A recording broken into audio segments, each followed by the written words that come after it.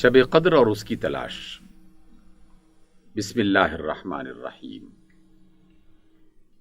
اہل ایمان پر اللہ تعالیٰ کے احسانات میں سے ایک بہت بڑا احسان شب قدر ہے، یعنی قدر کی رات، برکتوں اور رحمتوں والی رات،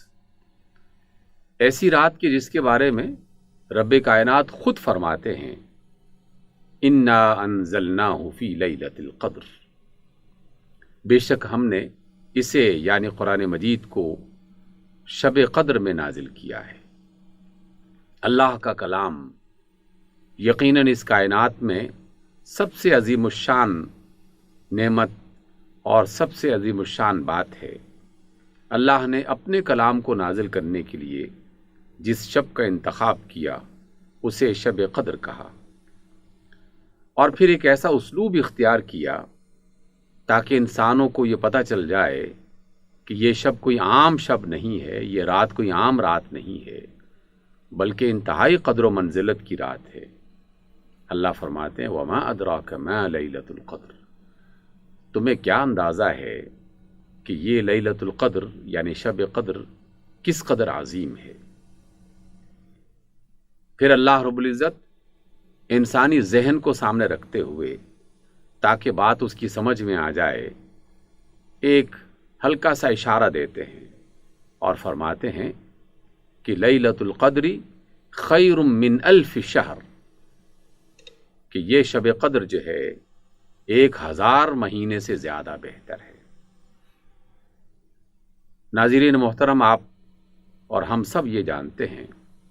کہ سابقہ امتوں میں لوگ طویل عمر پایا کرتے تھے، تو بعض مفسرین نے یہ ایک خوبصورت نقطہ بھی اس میں سے اخذ کیا کہ وہ جو اپنی طویل عمر میں عبادت کیا کرتے تھے، کسی کی 1000 برس عمر ہے، کسی کی 1500 برس عمر ہے، کسی کی اس سے بھی زیادہ، تو وہ اپنی طویل ترین عمروں میں جو اللہ کی عبادت کیا کرتے تھے، اللہ رب العزت نے امت مصطفیٰ صلی اللہ علیہ وسلم کو کہ جس کی عمر سب سے زیادہ کم ہے سابقہ امتوں کے مقابلے میں، اسے ہر رمضان میں ایک ایسی شب عطا کر دی کہ جس میں ایک ایک شب 1000 مہینے سے زیادہ عبادتوں پر فضیلت رکھتی ہے۔ یہ جو 1000 مہینے سے زیادہ کی مدت ہے، یہ کم و بیش 80 برس سے زیادہ کا وقت بنتا ہے، لیکن یہ محض ایک اشارہ ہے، اس کی عظمت اس سے بھی کہیں زیادہ ہے۔ اللہ رب العزت نے اس شب کو یہ جو منزل عطا فرمائی اور یہ مقام اور مرتبہ عطا فرمایا، اس میں صرف یہ نہیں ہے کہ قرآن مجید نازل ہوا، بلکہ سورہ دخان میں اس بات کا اشارہ کیا گیا کہ یہ وہ رات ہے کہ جس میں ہر قسم کا حکیمانہ فیصلہ کیا جاتا ہے، اور مفسرین کا اس بات پر اتفاق ہے کہ اس رات دنیا بھر کے لوگوں کا، اقوام کا، معاشروں کا آئندہ سال بھر کے لیے اللہ کی طرف سے جو فیصلہ ہونا ہوتا ہے وہ اس شب میں باقاعدہ اعلان کر دیا جاتا ہے۔ اس اعتبار سے اہل ایمان اس رات کو تلاش بھی کرتے ہیں اور اس رات میں اللہ کو راضی کرنے کا خصوصی اہتمام بھی کرتے ہیں۔ خود رسول اللہ صلی اللہ علیہ وسلم نے نہ صرف یہ کیا بلکہ اس کی تعلیم دی۔ سیدہ عائشہ فرماتی ہیں کہ جب بھی آخری عشرہ رمضان کا شروع ہوتا تو آپ صلی اللہ علیہ وسلم اپنی کمر کس لیتے، خود بھی رات کو بیدار ہوتے اور اپنے گھر والوں کو بھی ان راتوں میں بیدار رکھتے، اور پھر امتیوں کو بتایا گیا آپ صلی اللہ علیہ وسلم کی طرف سے کہ اگر تم شب قدر کو تلاش کرنا چاہتے ہو تو رمضان کے آخری عشرے میں تلاش کرو۔ مزید آسانی کے لیے یہ تعلیم فرما دی کہ آخری عشرے میں جو طاق راتیں ہیں، یعنی 21ویں شب، 23ویں شب، 25ویں شب، 27ویں شب اور 29ویں شب، ان 5 راتوں میں خصوصی طور پر شب قدر کو تلاش کرو۔ اگرچہ رسول اللہ صلی اللہ علیہ وسلم پورا عشرہ ہی ان راتوں میں بیدار رہا کرتے تھے، نوافل ادا کرتے، قرآن مجید کی کثرت سے تلاوت فرماتے، اور جو عبادات بھی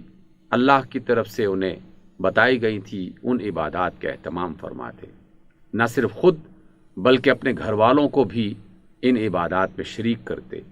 اور انہیں اس بات پر آمادہ کرتے۔ آج تیسرے عشرے کا آغاز ہو رہا ہے، کل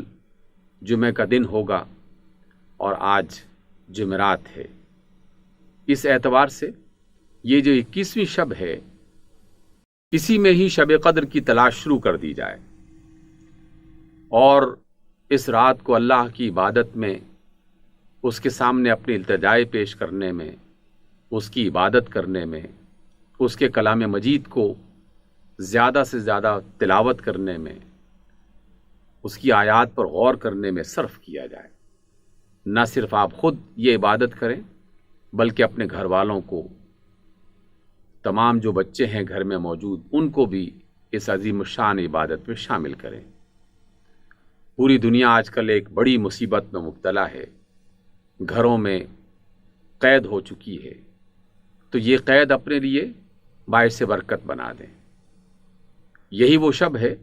کہ جس میں دنیا بھر کی مسجدوں میں باقاعدہ اہتمام کیا جاتا تھا اور کیا جا رہا ہے اعتکاف کا۔ اس سال اس بڑی آفت اور مصیبت کی وجہ سے اعتکاف اس شان و شوکت سے تو نہیں کیا جا رہا، لیکن پھر بھی اعتکاف تو ہو رہا ہے، تو آپ بھی اس کو غنیمت سمجھیے، اپنے گھروں میں ہی وہ وقت متعین کر لیں کہ جس میں تنہائی کو اختیار کرتے ہوئے ان عبادات کو کریں کہ جن کی تلقین اللہ کی طرف سے کی گئی ہے۔ ایک اور بات جو اس آخری عشرے کے حوالے سے اور خاص طور پر آخری عشرے کی راتوں کے حوالے سے قابل غور ہے، وہ یہ ہے کہ اللہ تعالیٰ کی پسندیدہ عبادات میں سے ایک عبادت غور و فکر کرنا ہے۔ رسول اللہ صلی اللہ علیہ وسلم کی سب سے پہلی عبادت جو غار حرا میں شروع ہوئی تھی، وہ تنہائی میں غور و فکر کرنا تھی۔ آپ خود فرماتے ہیں کہ وہ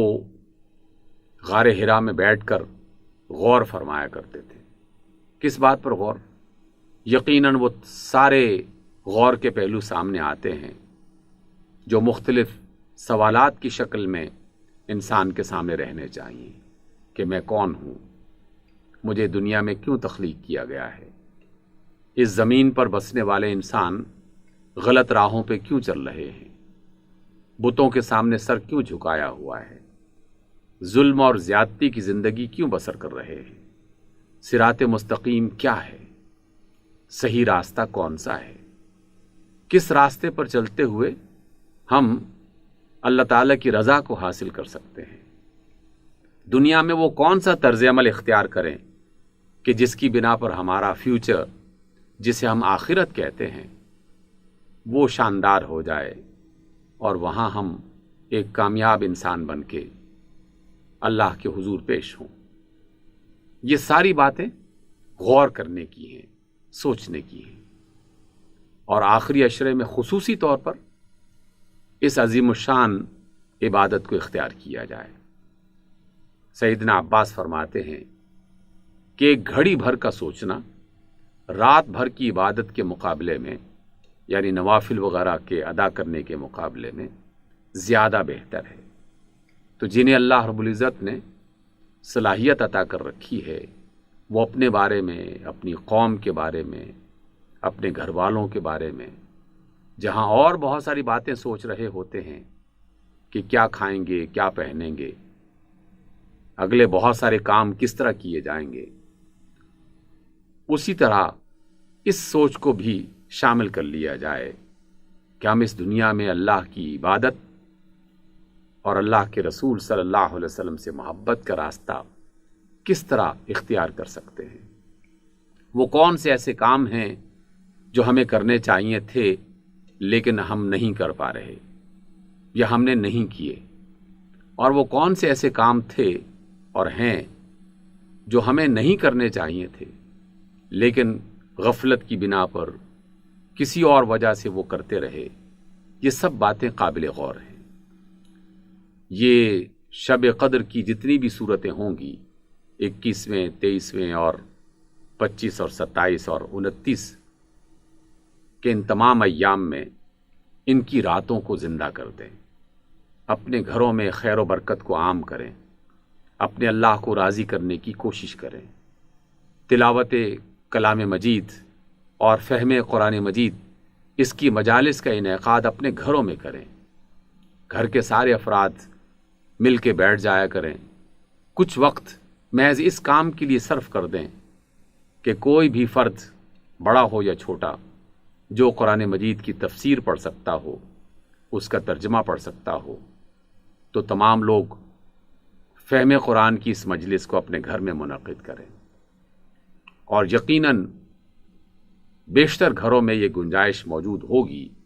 کہ کوئی نہ کوئی بیٹا، کوئی نہ کوئی بیٹی پڑھنے لکھنے کا ہنر جانتا ہوگا، اس کے ذریعے سے قرآن مجید کو سمجھنے کی کوشش کیجیے، کسی بھی عالم اور کسی بھی مفسر کی تفسیر اختیار کر لیں اور بغیر کسی پریشانی کے اس ترجمے اور اس تفسیر کے ذریعے سے قرآن مجید کو سمجھنے کی کوشش کیجیے۔ شب قدر کی سب سے بڑی فضیلت اور سب سے بڑی برکت وہ قرآن مجید ہی ہے، اس لیے اس شب میں جہاں اپنی دنیا کی زندگی کو بہتر بنانے کے لیے اللہ سے دعا فرمائیں، اپنے بیماروں کے لیے، اپنی حاجتوں کے لیے، اپنے کاموں کے لیے، اچھے رشتوں کے لیے، شادی بیاہ کے معاملات کے لیے، جن گھروں میں خرابیاں اور فسادات پیدا ہو چکے ہوں ان سے بچنے کے لیے، ان مصیبتوں سے جو آفت کی شکل میں آ رہی ہیں اور جو موجود ہیں ان سے محفوظ رہنے کے لیے، جہاں یہ دعائیں مانگی جائیں وہاں اللہ تعالیٰ سے قرآن مجید کو سمجھنے اور اس پر عمل کرنے اور اس کے مطابق زندگی بسر کرنے کی بھی دعا کیجیے۔ صراط مستقیم یہ اللہ تعالیٰ کو بہت پسند ہے اور اللہ نے خود یہ دعا ہمیں سکھائی اور ہر نماز کا حصہ بنا دیا، اہدنا الصراط المستقیم، اے ہمارے رب تو ہمیں صراط مستقیم دکھا اور اس کی رہنمائی فرما۔ تو جو ہم ہر نماز میں پڑھتے ہیں اس کو باقاعدہ غور و فکر کے ساتھ اس شب میں اپنے اللہ کے حضور پیش کریں اور زندگی میں صحیح راستے کی تلاش کریں۔ اللہ آپ کے نصیب میں شب قدر لکھے، شب قدر کی برکتیں لکھے، اس کی رحمتیں لکھے اور اللہ تعالیٰ کے فضل کو تلاش کرنے کے لیے ہم سب کو اس بات کی توفیق دے۔ آمین۔